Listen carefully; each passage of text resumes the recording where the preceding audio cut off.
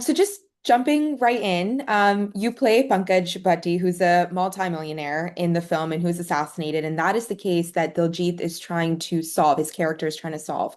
What drew you into the character, and what is one thing that you really wanted to make sure was included in his personality when you were portraying him? Oh, good question. My God. Uh, so I love the genre, Malaika. I don't think we've seen Who Done It in India in a long time. I can't quite recall having seen one. Yeah.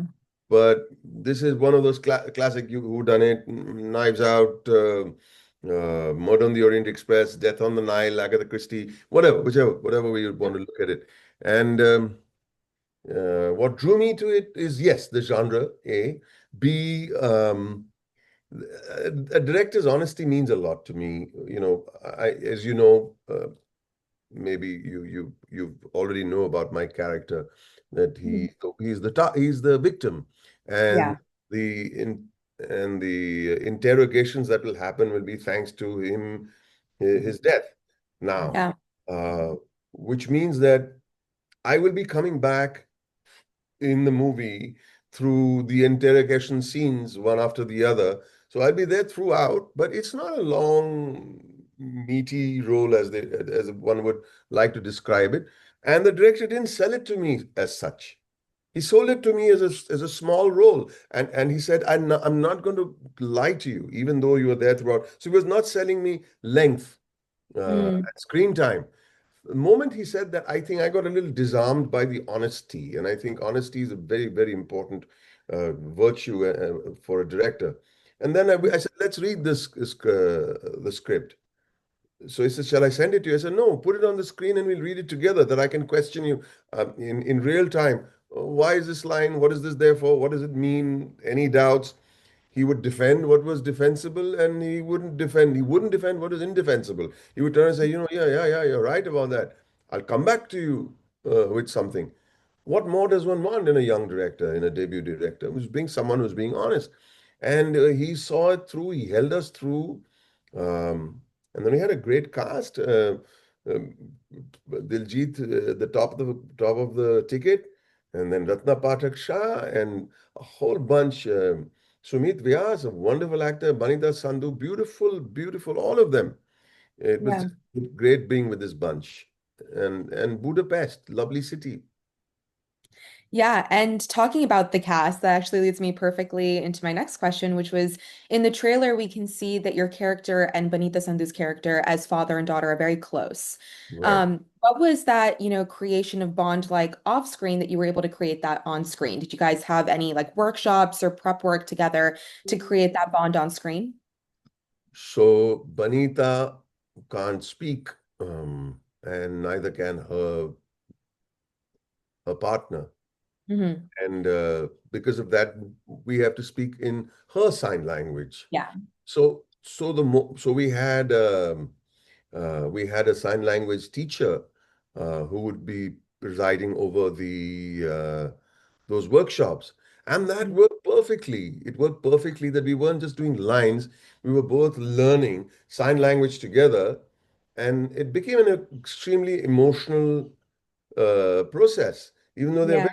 there's not very much of it, but still there's enough for us to together bond over this little very emotional communication that one can do sign language and make it emotional at the same time. It's not just communication.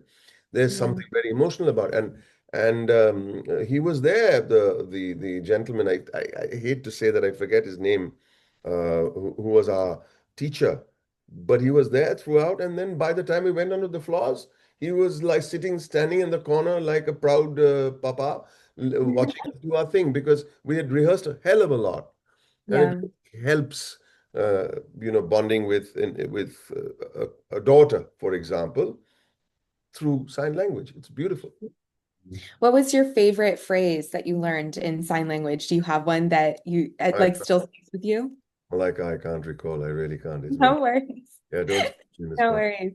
I always kind of wonder about sign language because obviously there is that translation aspect of it, but as you're saying, there is the emotional aspect of it as well, just the same as if you're conversing as you're talking. Yes. Um, and speaking about kind of prep work and being on the film set, et cetera, what was your favorite part about working on the set, whether it was the location in Budapest, the cast that you were working with, or if you even have a favorite scene that people can kind of keep an eye out for as they're watching the film?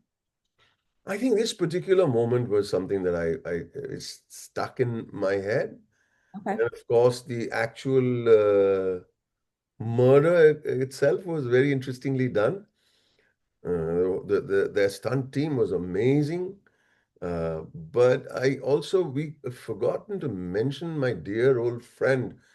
I say old because we are the two seniors in the group, apart from the rest of it's Chunky. So Chunky plays this Yes. Baba kind of character, and we had some lovely little scenes in the garden, which were actually very calming scenes, scenes of uh, philosophy and Zen-like moments, which is so much in contrast to the situation that the old man was in. And also the location where we were shooting, those beautiful gardens. And it was in such a wonderful contrast to the world that we were living in, that people are greedy over, versus Yeah. the gardens that wish we should have spent more time instead of those fancy halls and those fancy living rooms and those expensive French decor. Yeah. Um, so I love the scenes that we shot in the garden with Chunky. They stick. They stick. I can tell you where we were sitting. Only the cameraman kept saying, putting a rock under me to say, "I need a little height. I need a little height." And yeah, I was happier sitting on the grass and talking to Chunky. But it was lovely. Those memories are beautiful. Yeah, and it's always those like small moments. I feel like whenever I've spoken with actors about their work, it's those small moments that are maybe outside of the main set that really sometimes stick with you. And to just kind of wrap it all up, you have quite a vast filmography. I mean, I've grown up watching your films. What about each Now of you your made characters? me feel so old when you say, Oh, I'm sorry. thank you.